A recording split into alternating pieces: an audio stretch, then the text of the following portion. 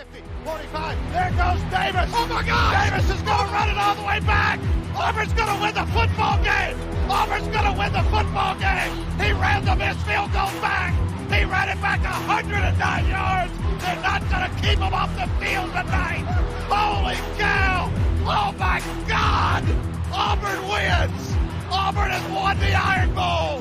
Auburn has won the Iron Bowl in the most unbelievable fashion you will ever see. Oh, good to be with you. Welcome in, everyone, to a brand new edition of the Dream Wager, episode 433. Today is Monday, August 26, 2024.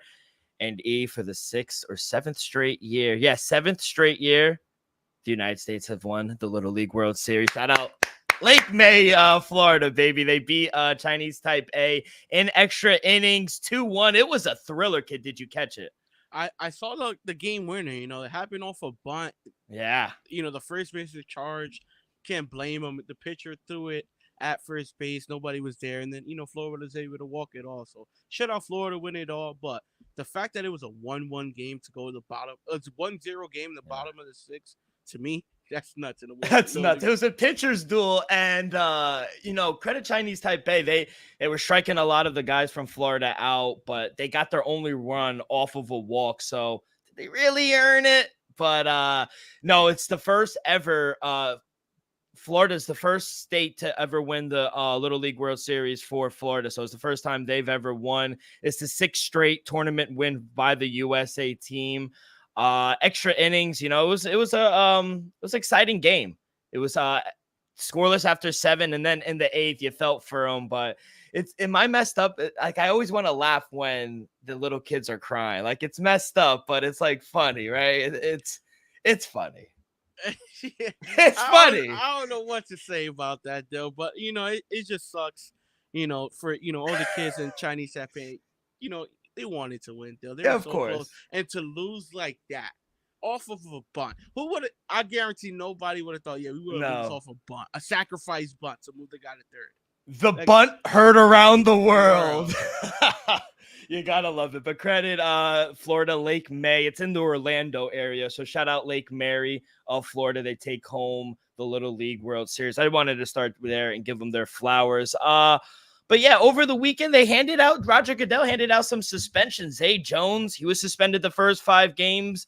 Free agent, your boy, J.C. Jackson, he was suspended the first game, all for violating personal conduct policy in the NFL. Now, J.C., he is a free agent. He is eligible to sign and participate in all preseason activities.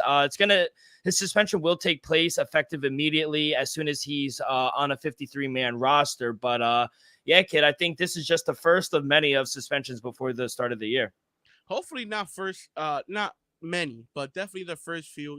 Zay Jones, it sucks for the Cardinals just because, they needed another threat outside the rookie Marvin after losing, Marquise Brown. So that sucks. Definitely a loss for them. And then J.C. Jackson, I thought he was even signed to us still. He's not even signed to us. So it is what it is. Hopefully it's not too serious, but hopefully he finds himself on a team.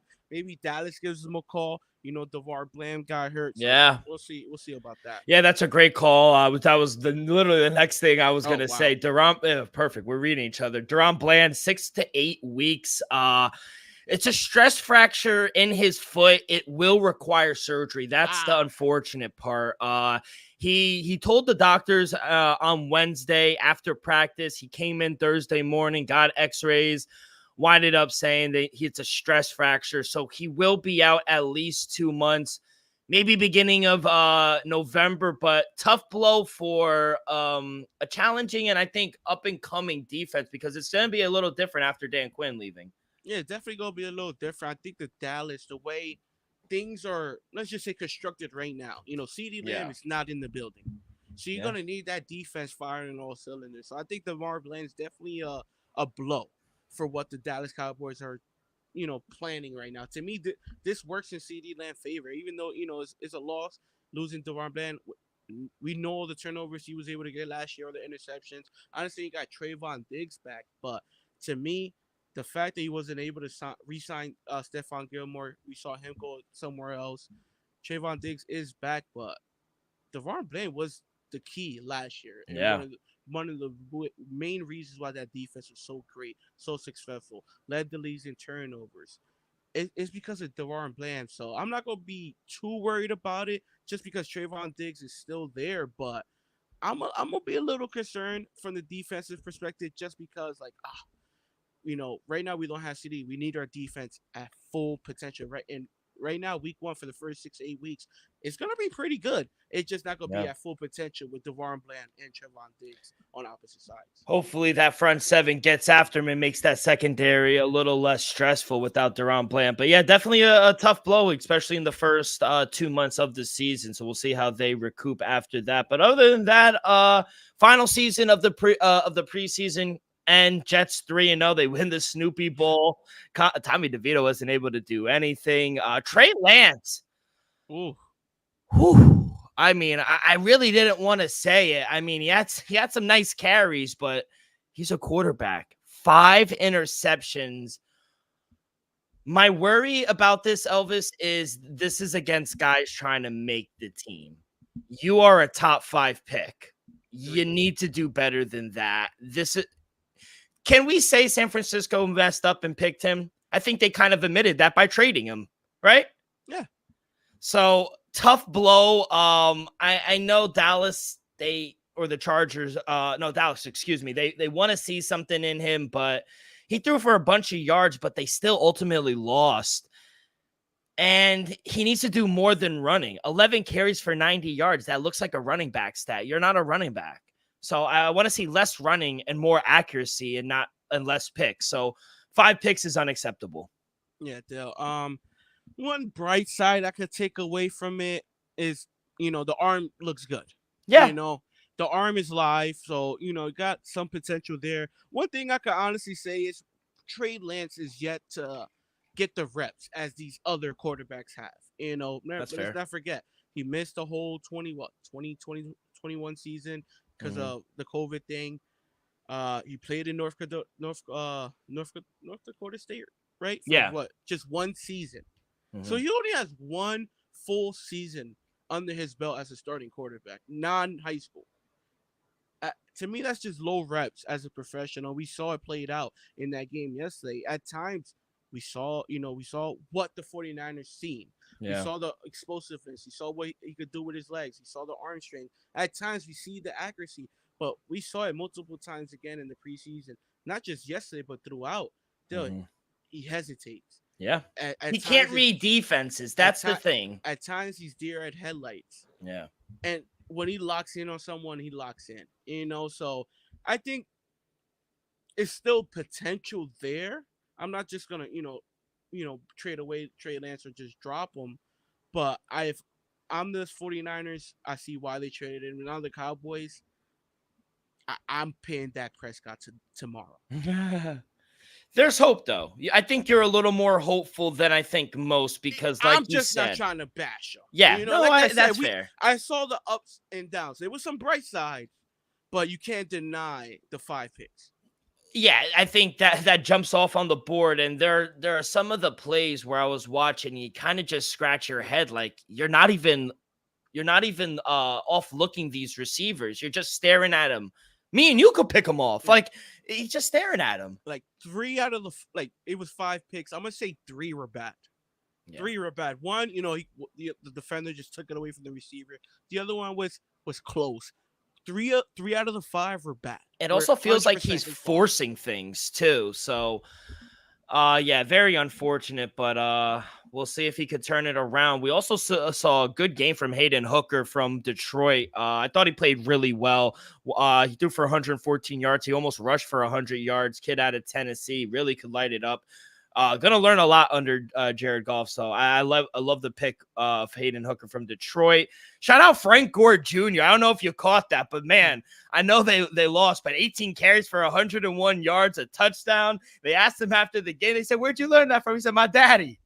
My daddy. So Frank Gore, I don't know if you have anything on that, but it was nice to see another Gore in the NFL. Yeah, he definitely looked like his dad. Hopefully Buffalo. I know they got Cook in the backfield, but let's see if Buffalo gives him some burn, though. I think he off that performance, he at least shows that he could be on the field and he belongs on the field. We have breaking news right now. We're recording this Wow. in the middle of the Washington and New England game, and there was a play in the first quarter where Jacoby Brissett got sacked.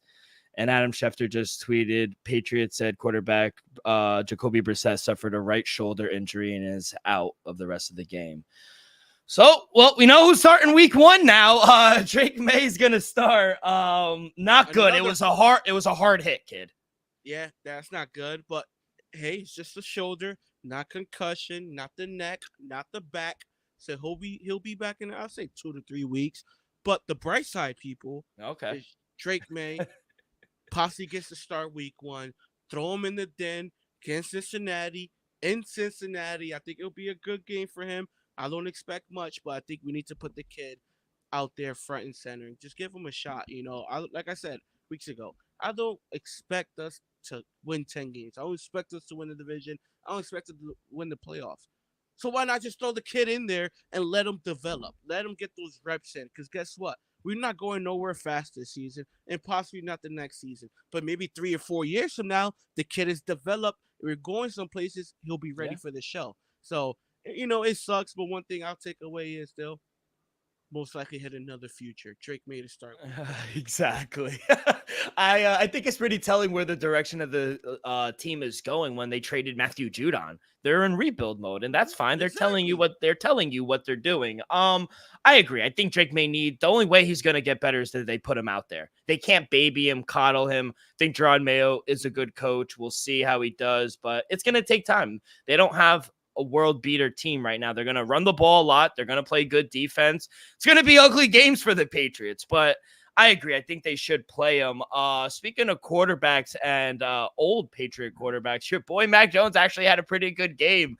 They beat the Falcons 31-0. Mac Jones, 113 yards, 1 touchdown. He was driving the second team down the field, kid. There was some potential there. I was like, damn, this reminds me of the old Mac Jones before he got his job taken from Bailey Zappi. But did you see that? I ain't gonna hold you to it. I seen some highlights, and to be honest, Mac Jones is looking pretty good all preseason. We saw it at times in New England when he makes great throws, and we also seen it in New England when he makes horrible decisions. So it's all cute and whatnot for the preseason. I gotta admit, he's been playing pretty damn well. Yeah. But when it matters most, we'll see how he plays. I just think sometimes you need a fresh start. It's good for a player. Maybe New England wasn't the place for him. Maybe down in Jacksonville. Is Dougie P a better offensive coordinator than what we had last year in New England? Yes. Absolutely. And he's from the South Florida area. Go back home. I think it's a good fresh start for him. But yeah, overall, good week. And by the way, speaking of quarterbacks, Mike Tomlin said he will announce the starter at the end of this week. So hopefully we cash another future. Justin Fields gets it. But other than that, week 0 in the books. Down goes the number 10 team, the Knowles, on the road in Dublin. I mean, whoa. DJ Ungagalua, he's garbage. If he was at Clemson, Oregon State, you should have told me, Dylan, why are you laying double digits with DJ, like a quarterback like that? That's on me. Fuck it. All 4 dogs in week 0 all covered. Georgia Tech, they won outright as double-digit underdogs. New Mexico State, they were plus 13. That was one of my picks. They lose by 4. Nevada was 24-point underdogs. They only lose by 5.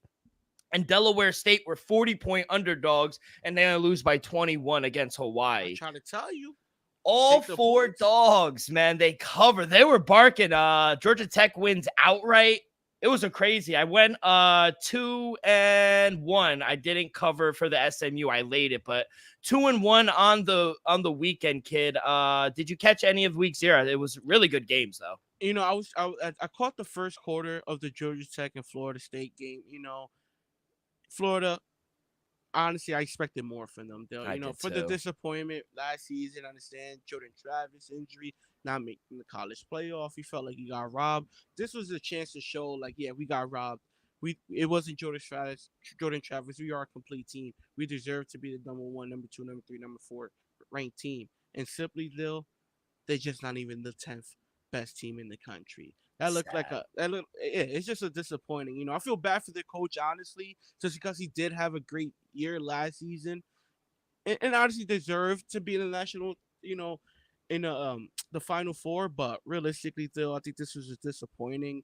The fact that he couldn't show up in college, and I understand it's only week 0, but the fact that you couldn't show up in Ireland when the world was going to be watching this game, and you lose to Georgia Tech on a walk-off field goal, to me, that's just a fireable offense. That's crazy. In my opinion, that's a fireable offense. If you lose to Bama, Tennessee, Michigan, Clemson, okay. But Georgia Tech, dude? I'll say this. Georgia Tech played hard. They won the line of scrimmage up front. Those boys, they ran the ball down Florida State's throat all fucking game. And at the end of the day, you looked at it and be like, fuck the rankings. Georgia Tech is the tougher team. Yeah, absolutely. But that's my point. Yeah. Just for Florida to be ranked that high, to give them that courtesy, to give them that respect, to, like you said, to get run off the field like that, especially in the second half by Georgia Tech, it just shows you who they are. And that's a fireable offense. But now, hopefully, there is time to regroup, go back home, go to Florida, win the conference championship in the ACC, and maybe there's still a chance to get in because they did expand it now. Because last year, their season would have been done already. It would have been over. So there's a chance, but they got some soul searching to do because it wasn't just the plays and execution. It was heart, I felt like some of the time. I felt like Georgia Tech just wanted it more.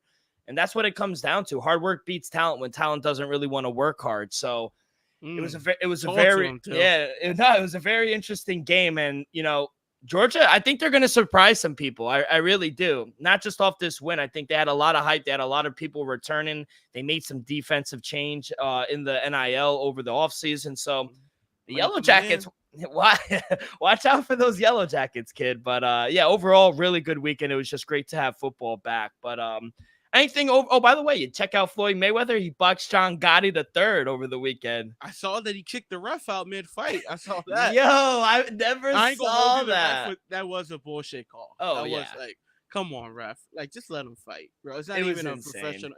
Bro, Mayweather's 51, right? Something like that. Yeah, 49. Yeah. He's old. He's older.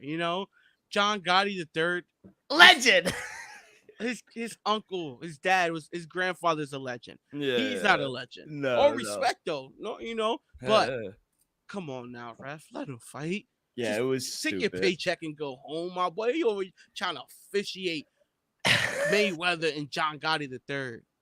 Just let him fight, bro. If they wanted to throw chairs at each other, let them throw chairs at each other. It was ridiculous. I never saw a referee get thrown out mid-fight, but it was actually amazing. If I was the ref for that fight, I would have just chilled at the corner like, let him go. I would have been chilling. Yeah. Come on now. But they got their bag, so shout out both of them. They exhibition fight, they went and got the bag. It's the expedition, Bill. Yeah. Come on now. You over here taking this shit too serious. No, not me. People do take that shit because the ref. Oh, yeah. The ref, 100%. He was taking his job way too serious. He'd never get hired ever again. Like, come on, bro. Yo, it was insane. I thought it because it was late. It was around like 1 o'clock they were fighting, and I'm looking on. I'm like, nah, he just got thrown out. He just got thrown out. And the thing, to me, the thing that was funny was like, bro was tall.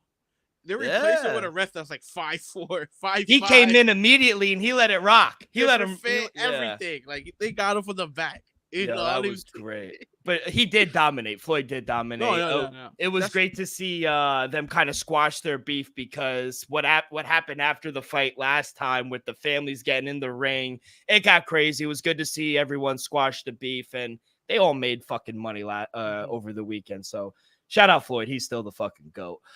Before we get to our two-a-days, we got the NFC North. We got the Packers and the Lions. We got baseball, 11 games on a Monday. And we got 3 games in the WNBA. But before we get to all of our plays, a quick word from our sponsor. We are brought to you each and every episode by Viva Tequila Seltzer, the most refreshing hard seltzer on the market, hands down.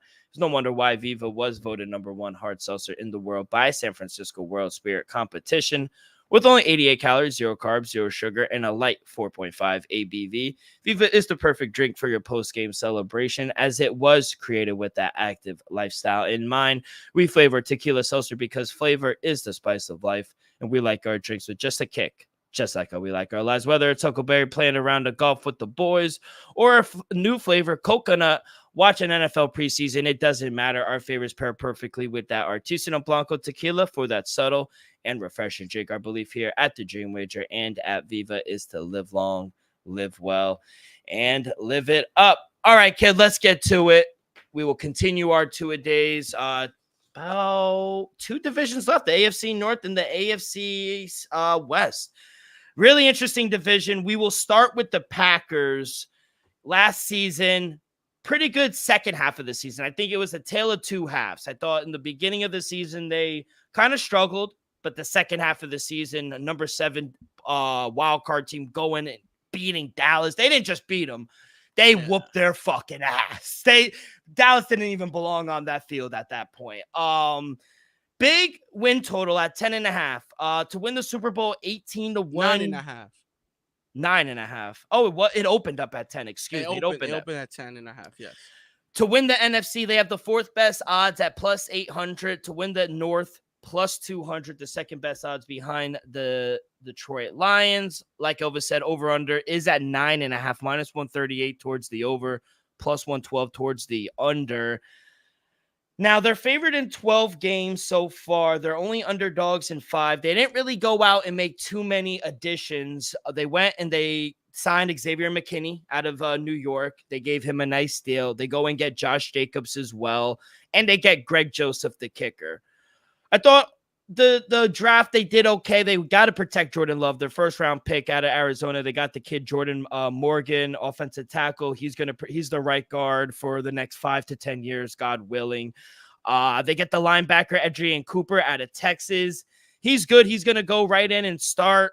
Outside of that, they really went defense. I think that's what they needed to do. They needed to plug up that defense. They have a tough schedule. I will say that.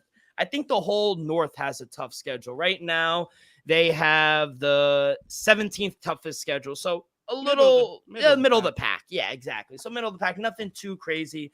Like I said, kid, favorite in 12 games. We'll start with the win total, 9.5. I like the movement, though. I'll say that at 10.5, I kind of would have stayed away. At 9, I like the over. Yeah, Dale, give me the over 9.5 wins. I'm surprised they favored it in 12 games. I haven't checked that, but I could see why. Definitely get 10 wins. Give them a shot to get to 11. It all depends how healthy they stay. I don't know about 12, though. 12 and 5 seasons. Yeah. To be favored in 12 games, to me, that's a lot. I'm high on the Packers, and I don't even think they should be favored in 12 games. But don't get me wrong, I could see why. Jordan Love definitely took that step, especially in the second half of the season. Like you said, tells the two halves of the season. Back half, last 9 games of the season, Jordan Love, can't deny he was one of the best quarterbacks in all of football in that 9-game stretch. Yeah. To me, Aaron Jones is going to be a major loss for this offense overall, just because he's been there and done that. He knows what goes on. He knows what to read, even to help Jordan Love. But to be honest, I love Josh Jacobs still. I think Josh Jacobs is one of the best running backs in football when healthy. I'm shocked that the Raiders let him go, or at least let him walk in free agency. And I think the Green Bay Packers somewhat made a little mistake letting Aaron Jones walk. But to be honest, I love the addition of Aaron Jones. Do I think Aaron Jones will fit better in this offense? Yes, I do. But Josh Jacobs is right there, so I'm not going to take too much from it. But overall, though, I like the direction the Packers going. Definitely over 9.5 wins at minus 138. It's a reason why it's juice. Yeah, 100%. The 5 games that they're underdogs in, week 1 against Philly. I think that's in Brazil. Yeah, it's in Brazil. So, yeah, neutral site. Week 5 on the road against the Rams, 2-point underdogs. Week 11, surprisingly, they're 1.5-point underdogs against the Bears, but that's subject to change. At home, week 12 against the 49ers, they're 2.5-point underdogs. Mm-hmm. And then week 14 on the road in Detroit, they're 3-point underdogs. So that's crazy that, in my opinion, I don't even think they should be favored in 12, but they should at least be favored against Chicago. Yeah, 1.5. Chicago. Yeah, that's all. That's all. But like I said, I don't think they should be favored. No team, maybe the Chiefs, should be favored in 12 games. Yeah. Yeah, no, you're right. You make good points. And like you said, that's where I'm going to start. I'm going to take the over. Like I said, I think, they were just a different team the second half of the season. They made several adjustments to their offensive plan. Matt LaFleur is a great coach. I have come around on him. I like to bust his ball because I think his name's funny. But the offense, 5th in points per drive, 3rd in yards per play from week 10 to the last week. Like I said, they beat the fucking brakes off of the Cowboys on the road. They became the first number 7 seed to win a playoff game. And they showed how good they were in the back half of the season. So, they do have a younger offensive line, but they're still top 10 offensive line. They're going to be able to run the ball with Josh Jacobs. I think this is a great fit for him. Like you were saying, they ranked 2nd in pass block win rate, 3rd in pressure rate last season. They added Jordan Morgan, like I said, the kid from Arizona. He's good. He's going to get every chance. Like I said, I think he's going to get the starting job at the right guard. So I like their offensive line. I like their running back room. I like their receivers. Secondary is what concerns me. That's why I think they went out and got Xavier McKinney. I like him.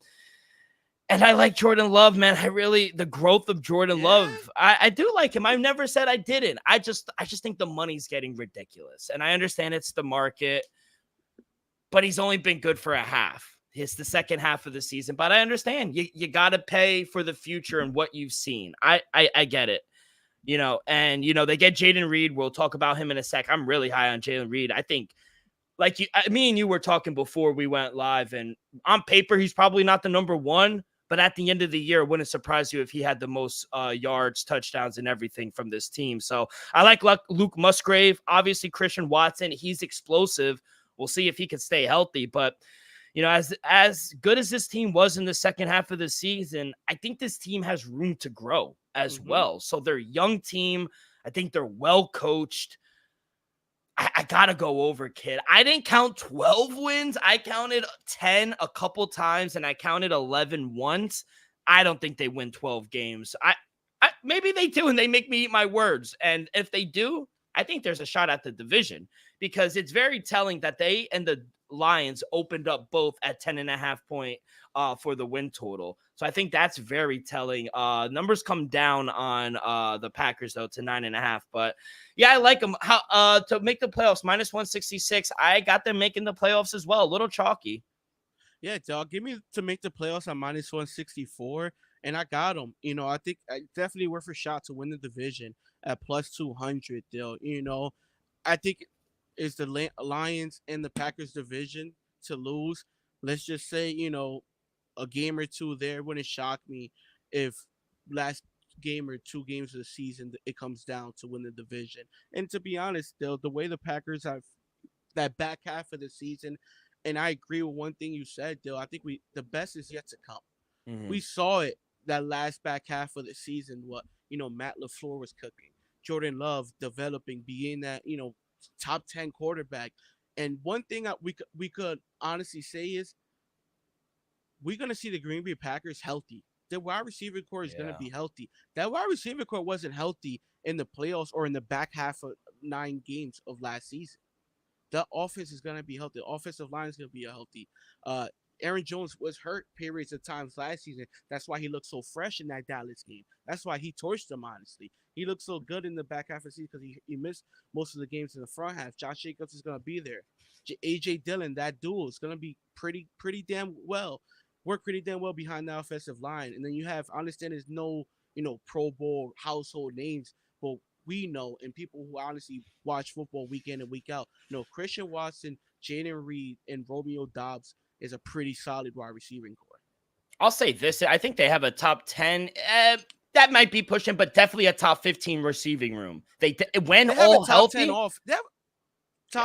They might have a top 5 offense. I don't know if the number's going to go like that, but definitely a top 10. They have a chance to have a top 5 offense, where points per game, yards per attempt and stuff like that. Because Josh Jacobs, he's going to be a top 10 in rushing in the league, guaranteed. Maybe a top 5 with that offensive line. That wide receiving core, if healthy, is gonna put up numbers. Jordan Love is gonna put up number. We saw it with Matt LaFleur, even with Aaron Rodgers, back-to-back MVP seasons. The numbers are gonna stack up. That offense is gonna flourish. So I'm just honestly waiting to see how good it's gonna look, because we saw it during that 9-game stretch, and we saw it in Dallas. Still, Yeah. I'm interested to see it week 1 to see how far they could go. They're going to get tested immediately. I like that, though. I think for a team with this much expectation, they're going to get tested right out of the gate against a very explosive offense.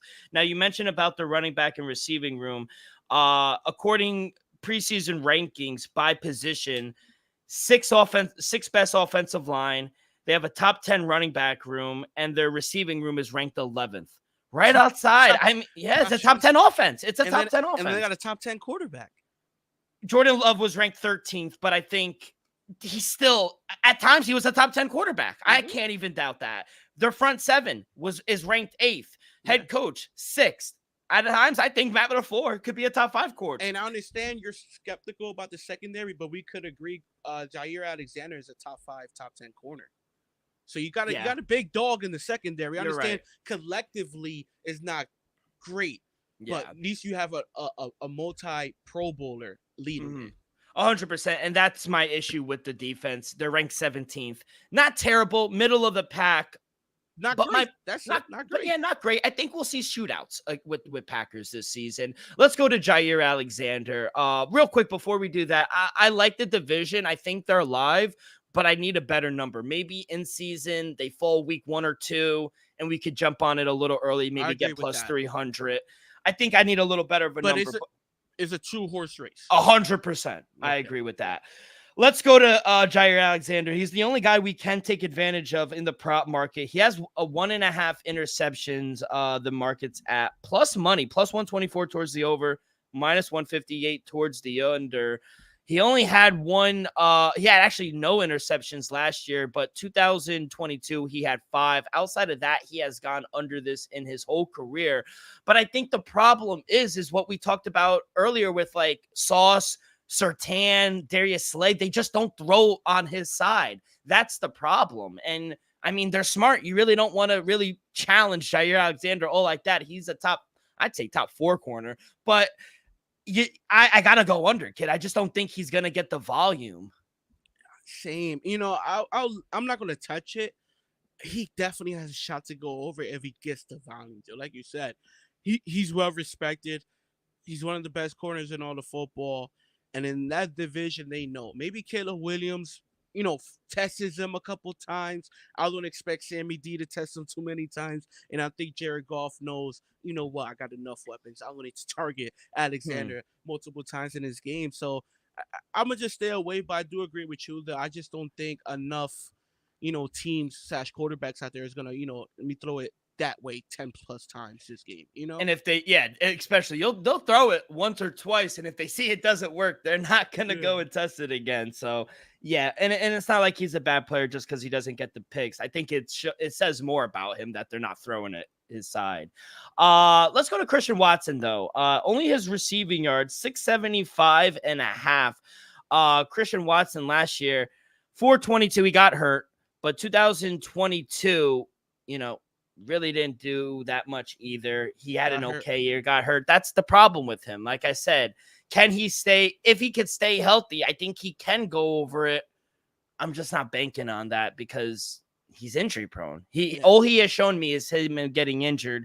I think that's why the books have kept it at 675. So it's a stay away. If you want to bet it, I would take the under just because I don't expect Christian Watson to stay healthy. Yeah.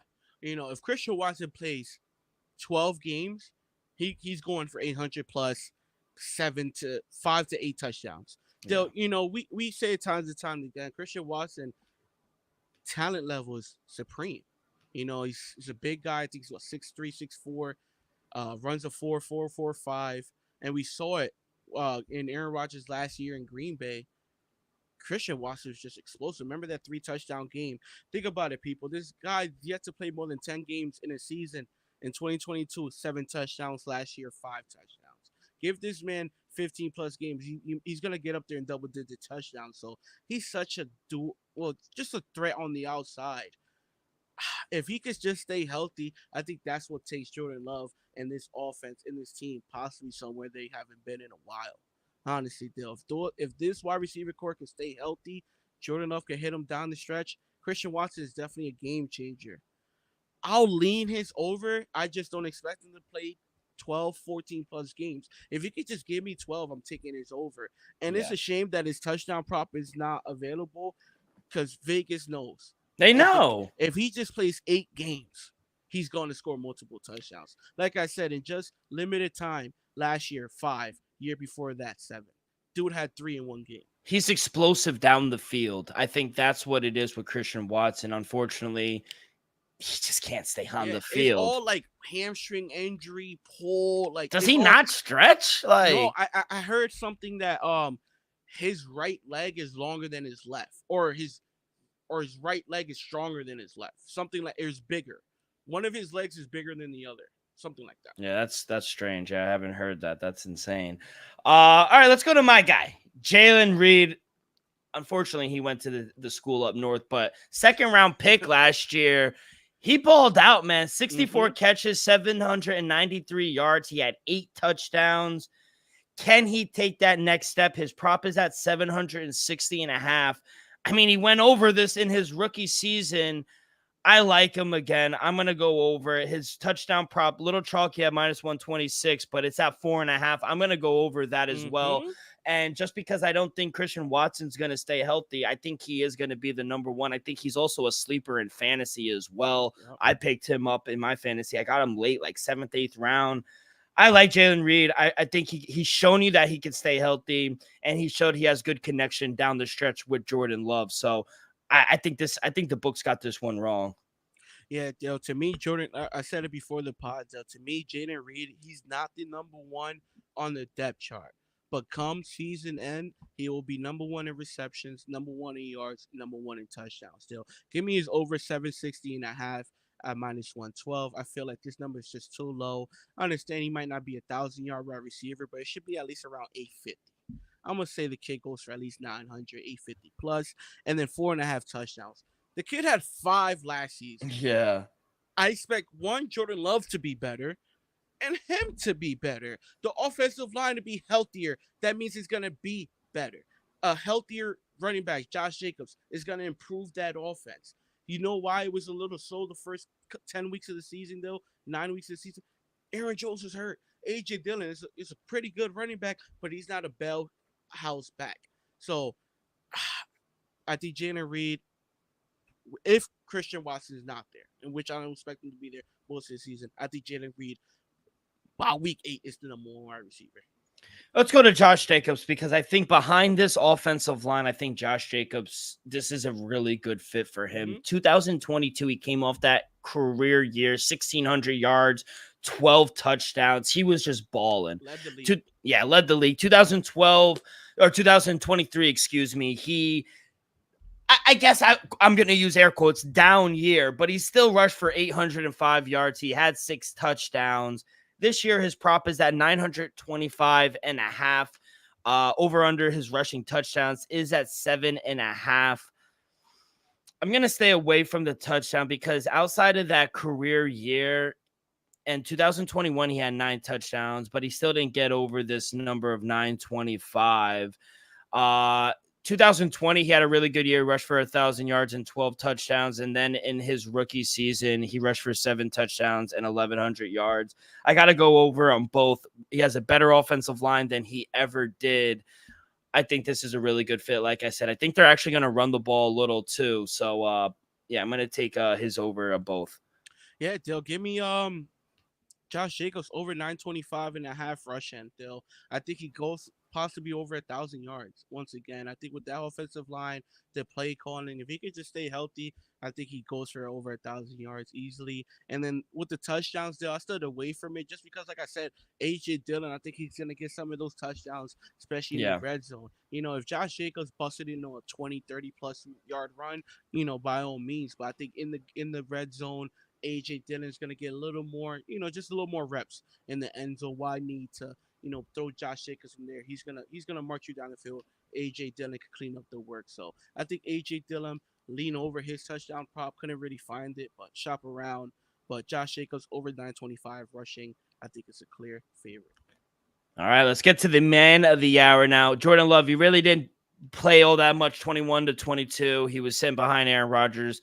2023, man, he came alive, 4,159 yards, 64 completion percentage. He threw for 32 touchdowns. He had 11 picks, sacked 30 times, but he also rushed for 247 yards. I want to start in that. Real quick, though, in his first year starting. Yeah. I want to start with the MVP market. 14 to 1. Any value you see here with Love? This is your fantasy quarterback. Absolutely, Dill. Give me a sprinkle. Jordan Love to win the MVP at plus 1,400, Dill. I like I said, he's favorited in 12 games. I'm not saying he's going to win 12 games, but Vegas gives him a shot to win 12 games, Dill. And let's just say, let's just say he wins 12 games to win the division. And he puts up similar numbers like last year. Guess what? That equals the MVP conversation. He will definitely be in that conversation if, one, he wins the division, and two, he pulls up better numbers or similar to the numbers that he did last year. Look at his touchdown to interception ratio last season. Look at the yards. And look at the team he has around him right now. The offensive line is going to be healthier. It's a little better. Josh Jacobs, if he's healthier, he's going to be a little better stat-wise. The wide receiver core, if healthy, I think he could have a better season than he had last. So I think Jordan Love, definitely give him a sprinkle to win the MVP at plus 1,400. What else do you like for Jordan Love? Because I'm surprised it wasn't closer to 4,000, especially the year he had. He didn't. I don't want to sound disrespectful, but he kind of struggled in the beginning of the season, but he kind of found his rhythm. He had some confidence, and he took off. I'm surprised it's at 3,825 and a half. I feel like on the surface, that's just too low. If everyone could stay just a little more healthier than last season, he has to go over this. I like the over interceptions because he does tend to force it in. You even saw it in the playoff game sometimes. He forces it sometimes. The kid trying to make a throw. I don't hate that. I actually like that in a quarterback, especially you're trying to make something happen as opposed to being conservative. So I don't mind the pick sometimes. So I would go over 10 and a half, and 27 and a half seems too low too with this receiving core. So I never thought I'd get there, but I like over everything. One real quick, I'm shocked that how positive you're talking about Jordan Love. Dill. I like Jordan Love. That's the disclaimer. You think I don't like him? You didn't. No, I like Jordan Love. I've always liked Jordan Love. I just didn't. You told me the kid has been good for a minute. Stop it. But that's a fact. Two things could be true. He's not a top. Two things could be true at once. And then I broke down the numbers to you, and then you came around. Two things could be true at once. For the people listening out there, did not like Aaron Rodgers.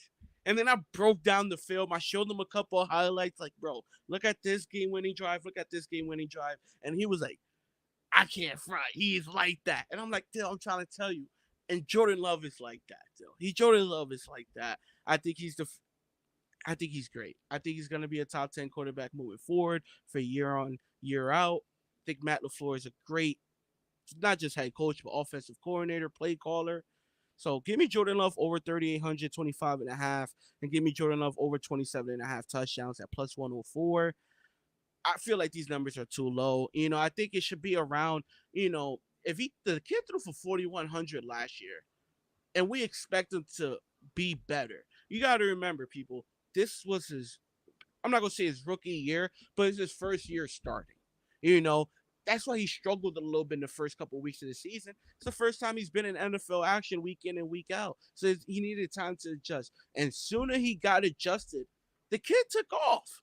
So I'm not saying we're going to just see Jordan Love the 9 games we saw last season, the back half. We're going to see that week 1. No, but I expect more of what we saw the last back half of the season early on and throughout the season, not just the second half of the season. So I think 3,825 and a half is just too low, and 27 and a half touchdowns. I understand, it's reasonable, but I think he should be around 29 and a half to at least 31 and a half. I think the kid throws at least 34, 33, maybe 35 touchdowns, and at minimum 4,200 yards. I love it. All right. Anything else? Did I leave anything off or anything I missed for the Packers? One last thing, Dylan. I think you were even Matt LaFleur, Coach of the Year. Plus 1,100. Yep. You got to give him a shot, people. You know, he's the third favorite for a reason. No, I think fourth or fifth favorite. I got him at 13-1. Look at that. Money's coming in, people. Money is coming in. I got plus 1,100, and I think it's worth a shot. He's won this award before. And like I said, people, if they win the division, let's just say the Lions slip up a couple games, you know, they win the division. As of right now, they could have a shot at the number 1 seed in the NFC. You know, it's going to be between the Lions, them, the 49ers, Eagles, and for heaven's sake, the Cowboys. I'm going to give them a shot, though. Give me Matt LaFleur plus 1,100 Coach of the Year. Yeah, I thought there was value there. I forgot. I just briefed. I actually had it first to talk about it first on my notes, and I don't know why I just glanced over. But yeah, I got him at 13-1. That is an amazing price. The market's just wrong. I mean, he's a top. I'll say, I know they ranked him 6th head coach, but he's a top 5 head coach. The play calling he was able to do. He's definitely a top 5 offensive play caller. Yeah. Let's go to the Lions, though. I mean, what a turnaround. Since 2021, going 3-13-11 to 9-8 to winning the division, going 12-5. Dan Campbell, man, this guy, he's the man, bro. I love this guy. I mean, how do you not like Dan Campbell? He fucking knows ball. Big win keeping Ben Johnson as OC. You know, he was flirted around getting a head coaching job over in Washington. Winds up staying, trying to see this one through and try to win a championship here in Detroit. Favored in 13 games this season, only underdogs in 4. Their win total is at 10.5. You know, I think their problem was their secondary, especially corners. That's why they went and got the kid Terrion Arnold from Alabama in the first round. They go and get Carlton Davis, Super Bowl champ, out of Tampa Bay. They get DJ Reader inside defensive interior lineman. They needed to go out and get that because I thought secondary was the worst of their problems. They're ranked 20th in the league in secondary. Their front 5, the front 7 is top 5. The receivers, top 9, running back room, top 5, offensive line. They rank the best offensive line. They have a top 11 quarterback, head coach, top 10. This is a top 5, top 10 team on paper, top to bottom roster. It's their secondary. That was their problem last year. They addressed it. They're a little young on the secondary. I think they're going to go after Terrion Allen. I really do. I think they're going to go after him and see what the rookie's about. But let's start there. Super Bowl. 12-1. They have the 4th best odds to win the Super Bowl. To win the NFC, they have the 3rd best odds at plus 550. To win the North, plus 130. They have the best odds. Win total, like I said, 10.5, over minus 132. The under is at plus 108. We'll start there. I'm going to take them to win the North. I think they are the best team. I think the injury bug is going to hurt the Packers. Not saying they're going to miss the playoffs or anything like that, but I think going up against a loaded team on both sides of the ball, they're extremely well coached. I think head-to-head, I think they are the best team. I'm surprised it's at plus 130. So I took them to win the division. How about you? Yeah, I definitely took them to win the division. Like I said, you know, it's definitely a 2-horse race. You know, I took the Lions over 10.5 wins. Don't get me wrong. I don't expect them to win 12 games. You know, they went 12-5 last year. I wouldn't be shocked if they win a little 12. regression for me. Yeah, huh? just a little bit. Just because I feel like teams are gonna be more not just motivated, but take Detroit serious. You know, I think that's one point where teams actually like, oh, it's just the Lions. No, it's not just the Lions anymore. You know, so I think that's one fact that's gonna get into it. And not for nothing, say what you want, Dill, but the division got better. The Bears are better.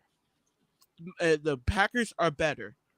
The Vikings, they're going to be better than what they were last season when Kirk Cousins got hurt. Could we just agree on that? They're going to be better than they were week 12. The league is lucky JJ got hurt. He was going to take them by storm. I don't know about that, but I will agree they would have been better than they were last season. So I just have a feeling like Detroit's still gonna be good. They're gonna. I don't know if they make the NFC Championship game. I don't know if they win 12 games, but give me over 10.5 wins and give me to win the division at plus 130. Like I said, it's a two-horse race. I just don't. I just expect teams to take Detroit a little more serious. So that's seriously, and that's all, Dale. I think Jared Goff still great. Dan Campbell still great, but it's just gonna be hard to repeat another 12-win season. That's all.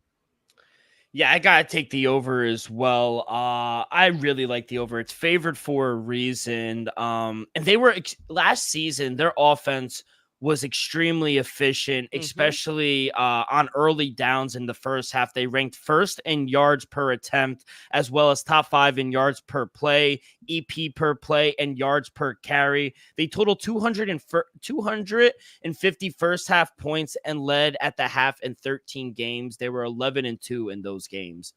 I mean, though those numbers are insane. They got out to so many leads, and against a great team like that, it's hard to come back. So, and like I said, I thought they made some moves to, we'll see. They're kind of like band-aids to patch the holes in their secondary. You get Carlton Davis, you spend a first-round pick on Terrion Allen. You get a second-round kick from Ennis Rackstraw. We'll Remember, see how.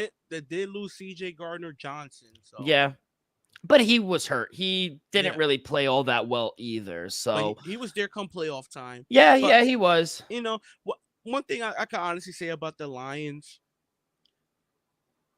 one thing I can see them improving on is just decision making. I just feel like if Dan Campbell is just a bit, I'm gonna repeat that, just a bit more conservative, not a lot, not change the whole game plan, not change its flow, but just a bit more conservative. Let's just say instead of going on it fourth down near 40-50% of the time, let's just go to 25% of the time or under 20% of the time. If we could go on fourth down 1 out of 5 times, that's cool. You don't need to go on fourth down 3 out of 5 times still, especially come playoff time. So Yeah. if I just feel if Dan Campbell's just a little more conservative, you probably hit 12 wins again. I just think they'll take a slight step back. That's all. Like a little step back. Maybe not be top 5. Maybe they'll be top 10 in those categories, not a top 5. That's all. Yeah, no, and I think these moves that they made in the draft and free agency, they were necessary moves for their defense. They ranked third in the league against the run, but 30th against the The pass. pass. Yeah. It was just And then bad. and then look at the Jordan Love, Caleb Williams. Yep. They're gonna pass the ball. Those teams are gonna pass the ball. And say what you want, Sammy D is Sammy D, but guess what? They got Jordan Addison, they got Justin Jefferson, they got T.J. Hawkinson. Best believe they're gonna be throwing the damn ball. Yeah, with Kevin O'Connell too as a great play caller as well. And a lot of people are saying it was like, oh, a breakout year. I don't think it had to do with luck, either. They were even in turnover margin. They ranked 28th in fumble luck, and their pass rush underperformed. It was the third best passer rate, and they finished with just 41 sacks. That was 23rd in the league. They faced an easier schedule than last season as well. They faced the 17th toughest schedule on defense last season. Now they're projected to face the 27th best defense. So they have an easier schedule as opposed to last year. Too much talent on this roster. I got to take the over 10.5. I got to take them to make the playoffs at minus 260. I want to talk about the kid out of Alabama, Terrion Arnold, 14-1 defensive rookie of the year. Now, my issue with him is I think he might get too much volume. I think they're going to throw at him a little too much, and they're going to be tested. Like you said, everyone in this division is pass heavy. Chicago, weapons. Minnesota, weapons. Green Bay, weapons. They are going to pass the ball on Detroit, and I think it was essential that they needed to go and get Carlton Davis and Terrion Allen. I don't know. I'm going to stay away from it because I think there are going to be games where he gets torched. And that's no disrespect to him. I think he's a rookie. That's what it is. You got to earn your stripes here in the NFL. This is not college. I understand you played at Bama, the SEC, but this is the NFL and you play in probably the second or third toughest division, kid. So you're going to learn really quick. I would stay away from Terrion Allen, defensive rookie of the year. And then look at the wide receivers he's going to be matched up against on. It's going to be DJ Moore, Keenan Allen, Justin Jefferson, Jordan Addison. Then you got Christian Watson if healthy. If not, it's going to be Romeo Doubs and Jalen Reed. That's a hard day at the office, if you ask me. 100%. Let's go to anything on his picks. It is at 1.5. It's at minus 164. I give guess him a shot just because you're gonna have he's gonna get the volume. You're gonna have Sam Darnold. He's gonna try to force feed. The disrespect for Sam Darnold has to relax though a little. You gotta let me finish my statement.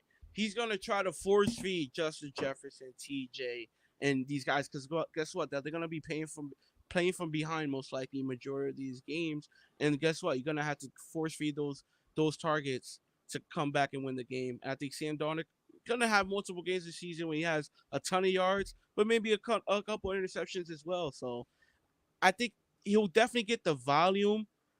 It's gonna be tough though. It's gonna be tough. I'm just gonna stay away. But you got to guard DJ Moore, Keenan Allen, Justin Jefferson, Christian Watson. It's tough though. It's gonna be tough.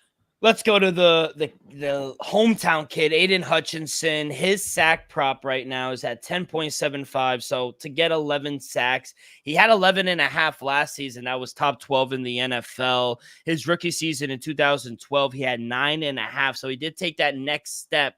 Can he take another step and get back to 11.5 sacks? I think so, Dale. I think Aiden Hutchinson is one of the key defensive linemen, not just for the Lions, but in the division. If he doesn't go, I don't think this front seven goes. That's fair.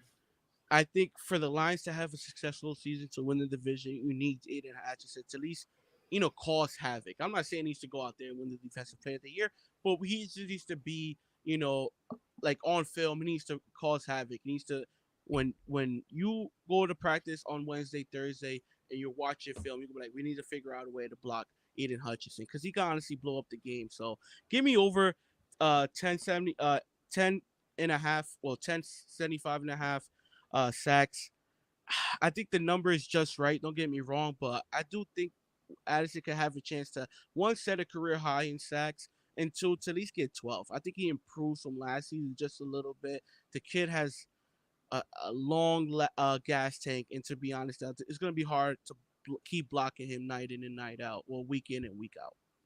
The problem is they get the ball out really quick, and in the NFL, if you don't get him to him within this 2 to 3 second range, they usually get the ball out quick and they get away from the sack. But I agree. I think minus 102. The under is favored, and I guess I kind of understand why. You bring in Marcus Davenport, you got Reader as well. They will take some of the sacks away. Fair, I think the number's spot on actually. Mm-hmm. But I'm gonna bet on Aiden Hutchinson. I think he's a fucking dog. So yeah, I'm gonna take the over at minus 102. Let's go to my boy, Amon-Ra St. Brown. Star wide receiver number 1. Last year, 1,515 yards. It was third in the league. He was second in the league in catches with 119 receptions. He was top 5 in touchdowns with 10. How this guy didn't make all pro, a damn travesty. I'll tell you that. That's just highway robbery. His prop this year, 1,250.5 minus 112 both ways. 7.5 receiving touchdowns and receptions is at triple digits at 103.5. Numbers a little too low, kid, in my opinion. I know he went for 1,100 yards in 2022. He caught 106 balls as well. Now, the touchdown is the one I kind of would stay away from. It is at plus money, at plus 100 towards the under, but I don't know. His rookie, he's only gotten over this last season. His first 2 years in the league, he had 5 and 7 touchdowns, but his rookie season, he had 912 yards and 90 catches. He's definitely going to go and get over 100 catches, and he's definitely going to go over 1,200 yards. That's not the issue. The issue is getting with the touchdowns because with this offense, got Jamison Williamson, you got Sam Laporta, you got Montgomery Gibbs. There are a lot of mouths to feed on this offense. So I'm going to stay away from the touchdowns, but I do like the receiving yards over, and I'm going to go over his receptions as well. Yeah, Dale, same with me. I ended up staying away from his touchdown prop just because that offensive line, that running attack, they're going to get theirs. That's one thing I'm going to say. That running attack is going to get there. So I'm going to just stay away from his touchdown total, but 1,250.5, though. I'm going to say this. I think the number is fair. You know, I understand he had 14, 15 last season, career year. Don't get me wrong, but to duplicate that, I always say it's tough to have back to back, even for Tyreek. You know, I don't see him replicating what he did last season, and I think it's gonna be tough for Ahmad to replicate what he did last season as well. So I'll definitely take his over 1250 deal, but I think the numbers is about right. You know, I don't expect him to go more than 13, maybe 14. If he goes for 15, by all means, I just don't expect him to eclipse 1,500. That's fair. Yeah. Little regression. I mean, he balled out last year. I mean, it's hard to duplicate. He balled out, Dale. So and one other prop I'm gonna take is over his 103.5 receptions. Still, he is a possession receiver. He's gonna get you multiple first down. He is a true number one. I just don't expect him to have the same, just to get the volume he had last season. That's all. And if he goes for 1,500 yards, he better be all he pro. Better. He better be all pro. I mean, what do you have to do? You're top 5 in essentially everything, and you didn't get all pro. That should be criminal. That's a fireable offense. Let's go to Jameson Williams, because I think this guy is very interesting. Coming off that injury, 2022, 2023 last season, not the best year, only 24 catches for 354 yards. Coming off a 5-game suspension. Yes. 8-game gambling. Now his prop this season, 675.5. His receiving touchdown is at 3.5, which I think is a little low. I like that over because with missing 7-8 games last season, he had 2. And his receptions is at 48. The books are expecting him to take this next jump. If he can stay on the field and not get hurt, why can't he? That's my question. I love his touchdowns, but I guess I need you to persuade me on why he should go over his receiving yards and receptions. Got you, Dill. This is the perfect job for me. You know why? Give me over both. Not because he went to Alabama, because I know you. No. I'm going to give you the most valid reason ever. You're going to be like, damn, you're right. You remember this guy named Josh Reynolds, Dylan? Oh, yeah, I know him. Where he's at? Denver Broncos. Yeah. That means Jameis Williams is officially the number 2 wide receiver on this team. Let's just say Amon-Ra Brown misses a game or 2. Let's just say for a calf injury or sprained ankle. Guess who's going to be the number 1 wide receiver for the Detroit Lions in this offense? Jameis Williams. We saw him be electric in the playoff game against Cowboys. We saw him be electric against the 49ers with that rushing touchdown. We saw his 4.45 speed, Dill. The kid is special. And I think with Josh Reynolds moving on, I think Jameis Williams take that next step. We saw it while he was a first-round pick. He didn't, get to the best start 2022 season due to injury. Got to another best start last season because of the gambling. And then you had Amon-Ra Brown have a career year. You had Josh Reynolds step up, do his thing. You had Sam Laporta, a rookie that came out of nowhere, elevate to being a top 5, top 10 tight end in the National Football League. So, of course, your numbers are going to drip down. Of course, you're going to be a little left out in that offensive flow because look at the flow they had. They won 12 games. They won the division. This team made it to the NFC Championship game.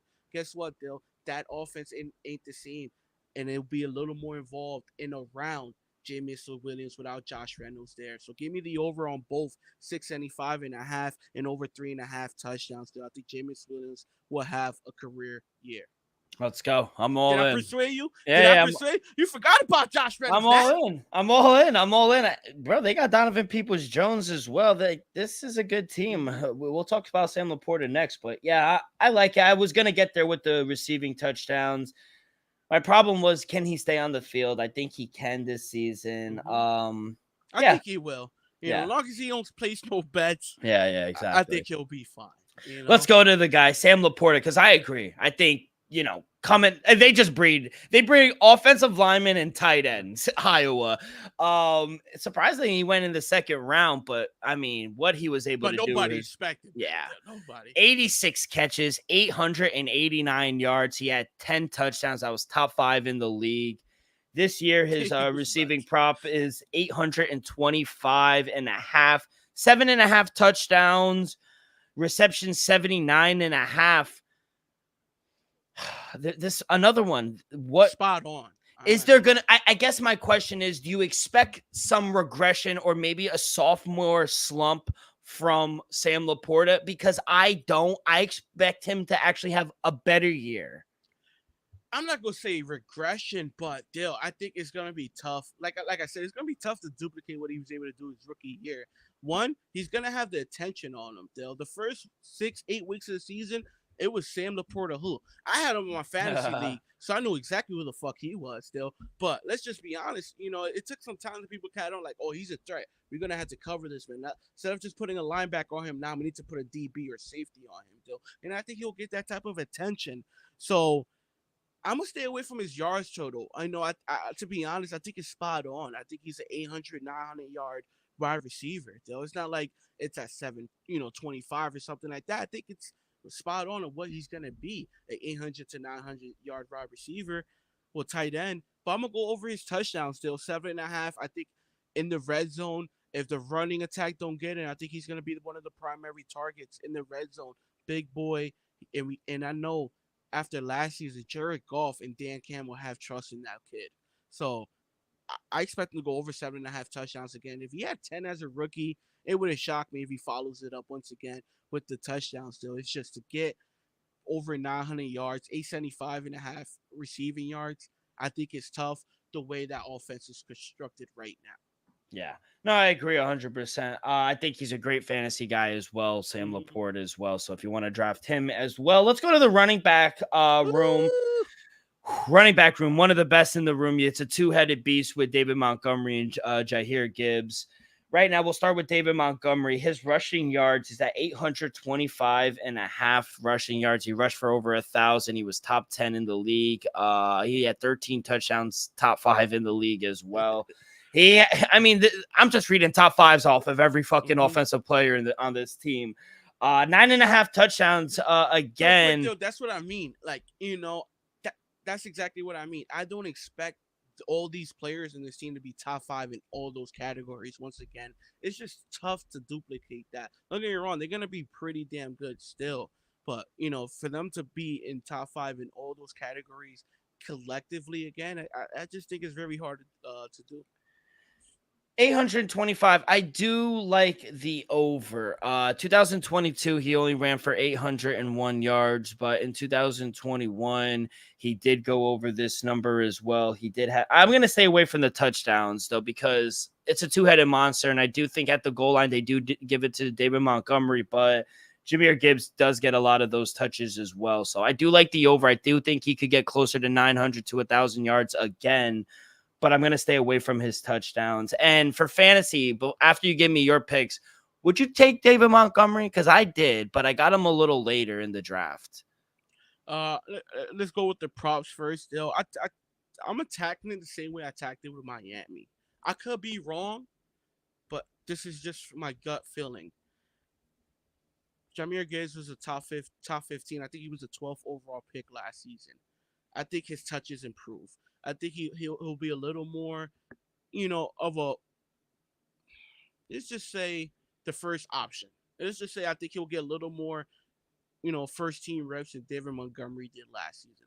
So I'm gonna go over Gibbs 825.5 rushing, but I'm gonna go David Montgomery over 9.5 touchdowns. Still, just like you said, he's gonna be more of a goal line red zone threat. Devin Montgomery's the bigger back. He's been there and done that. He's not going to fumble the ball, and he's going to be able to punch it in. That's why he was top 5 in rushing touchdowns last season with, 13, 14 rushing touchdowns. And I think Gibbs will get a little more of that, first, second down roll where he's able to get the yard totals, help him march down the field. Because let's not forget, not just running the ball, he's also dual threat receiving the ball, Dale. So I think we're going to see that aspect a little more from Gibbs as well. So I think we see him a little more first and second down. One, he's still explosive with the running game, but two, he could also open up with the play action and the pass attack just because he's such a threat. And I think David Montgomery gets more of that third down and goal line attempt. So give me Gibbs over 825.5 rushing and Montgomery over 9.5 touchdowns at -104. Like I said, this is just my gut feeling, but I could be completely wrong. And then to answer your question, Bill, I think any running back behind that offensive line is a must draft. Just because let's just say, God forbid, one of them goes down with an injury.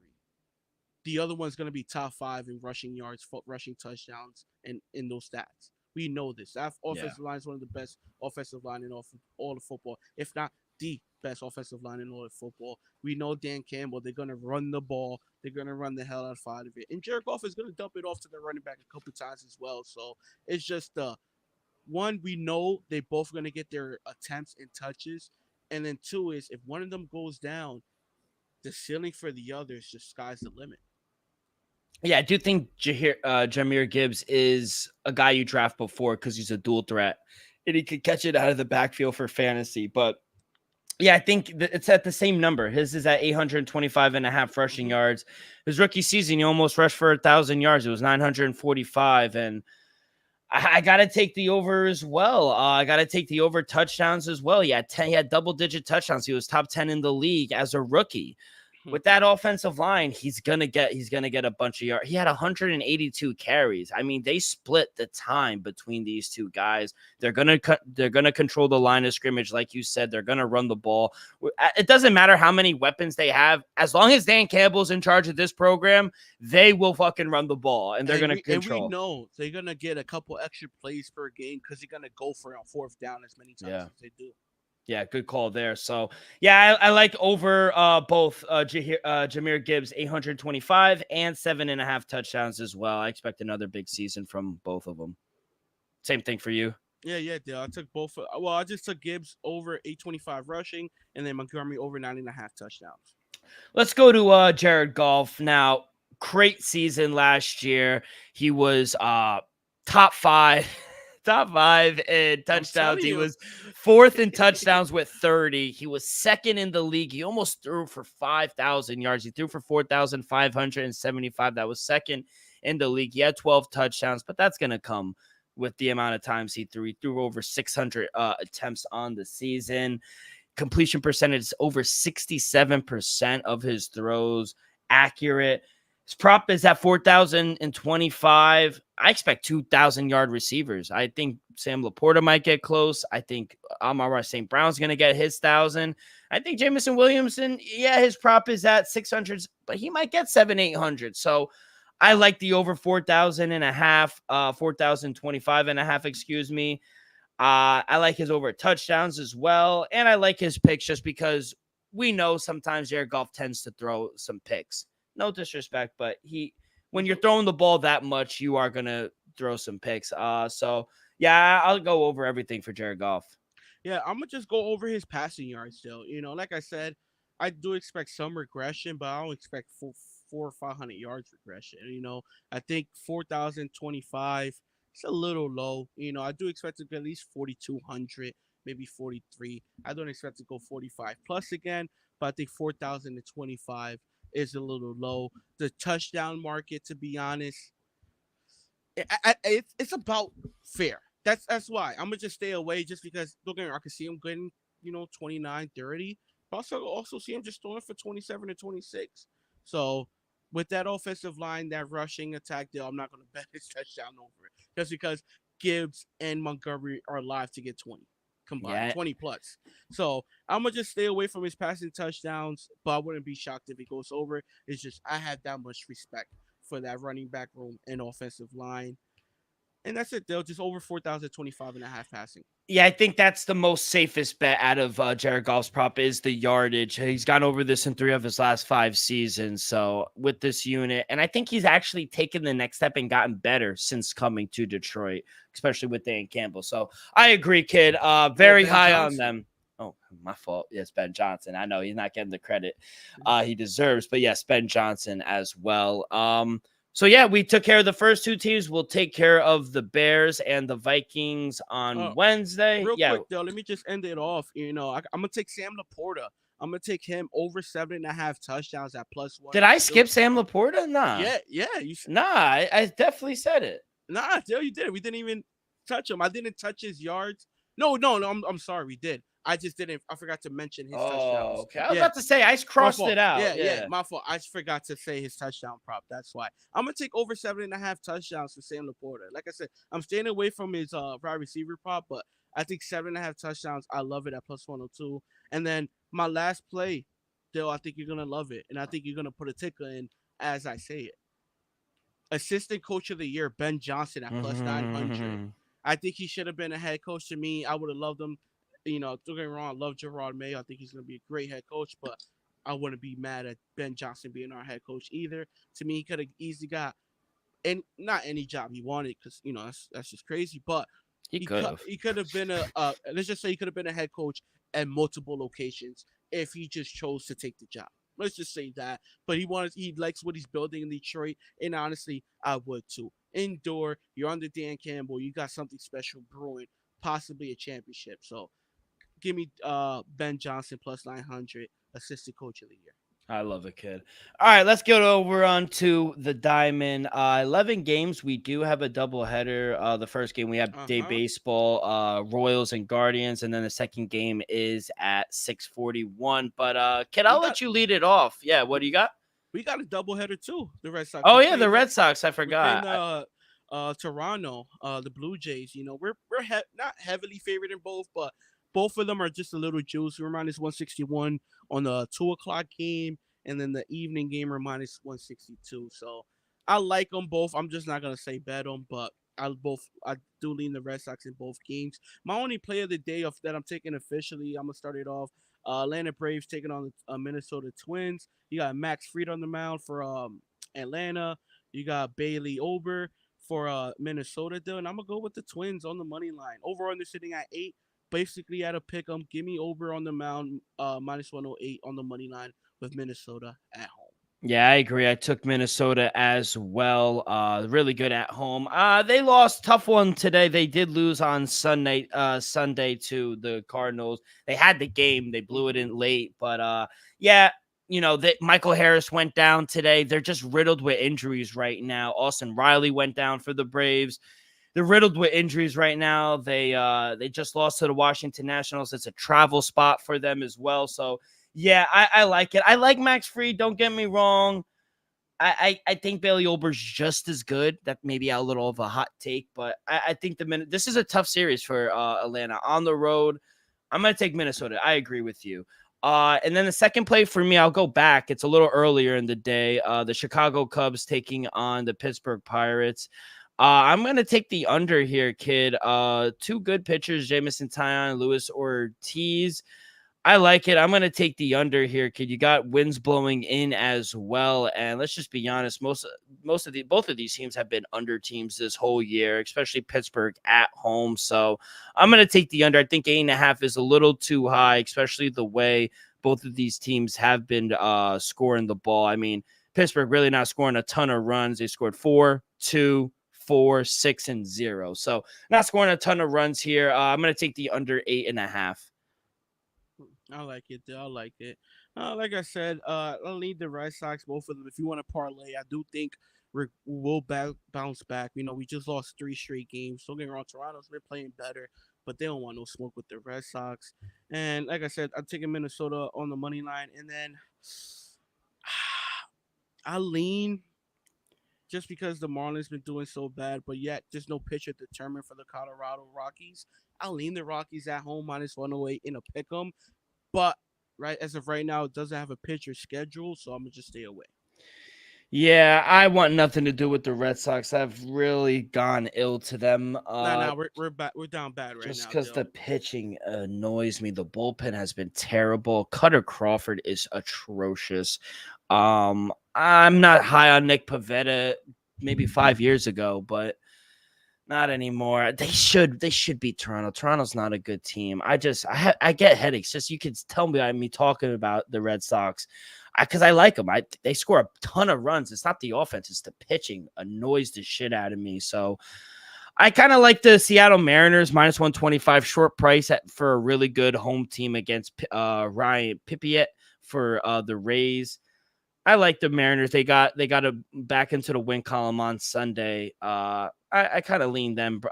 Bryce Miller is really good at home, so I kind of lean that. But nothing I really liked, if I'm being honest, here on a Monday, kid. Yeah, I didn't really like today. Tomorrow's board either, though, to be honest.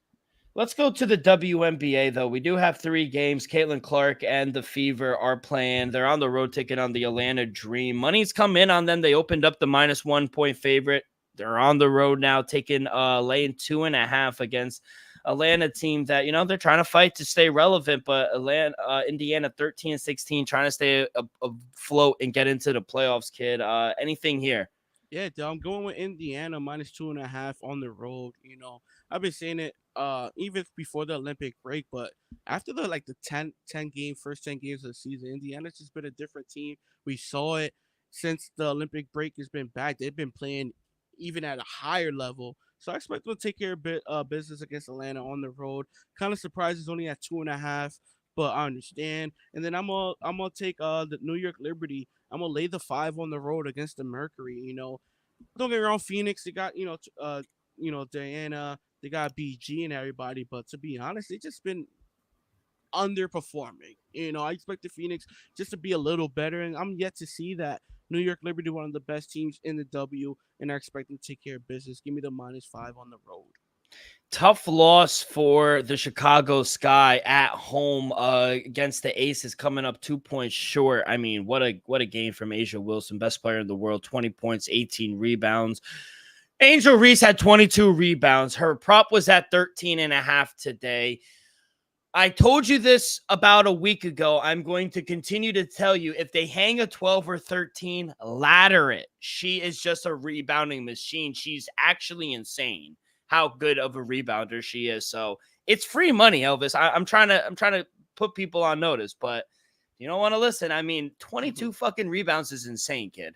Yeah, it's insane. One pushback I would say is, if she shot a higher percentage from the field, she'll get less rebounds. Yeah, of course. I know. It's a catch-22. I would love her to shoot a higher percentage and get less rebounds. Yeah. That's all. But I'm not complaining. I'm making money off of it. I'm not mad either. But for her, take that next step, shoot a little better from the field. 15 rebounds is cool, girl. But 20 points for 15 rebounds, now you're talking. Tough. Exactly. But, kid, that's going to do it. Any last words before we get up out of here, kid? Nah, Dill, I'm just happy. Drake May looked pretty good so far in this last game of the preseason. Let me tell you his stats real quick, Dill. Let me tell you these stats. My boy Drake May, 12 for 20, 126, and a tutty. QB1, baby. QB1. Heading into week 1. I'm liking it. Cincinnati, beware. Ooh, I love it, kid. Is the jersey in the mail? If he's named the starter, is getting ordered. I love it. I can't wait for week 3. Jacoby Brissett was favorite. I'm not buying a Jacoby jersey. I'm sorry. But we respect Jacoby Brissett on the program. Jacoby, Brian Hoyer, legends. In my opinion. Legends in my opinion. All I'm saying, I'm not buying the jersey. That's all. That's fair. I can't wait for week 3, baby. I cannot wait. Thank you so much. That's going to do it for this Monday edition of the Dream Wager on behalf of our sponsor, Viva Tequila. Myself, Elvis, make sure you guys go follow along our social media, Twitter and Instagram at the Dream Wager. If you missed an episode, no worries. You guys can find all of our episodes wherever you listen to podcasts. Hit that like button, subscribe, rate, give us a review. Leave in the comments so you'll be betting on this future market. All that good stuff really helps the show grow tremendously. So be a friend, tell a friend, and we will see you guys on Wednesday. Peace.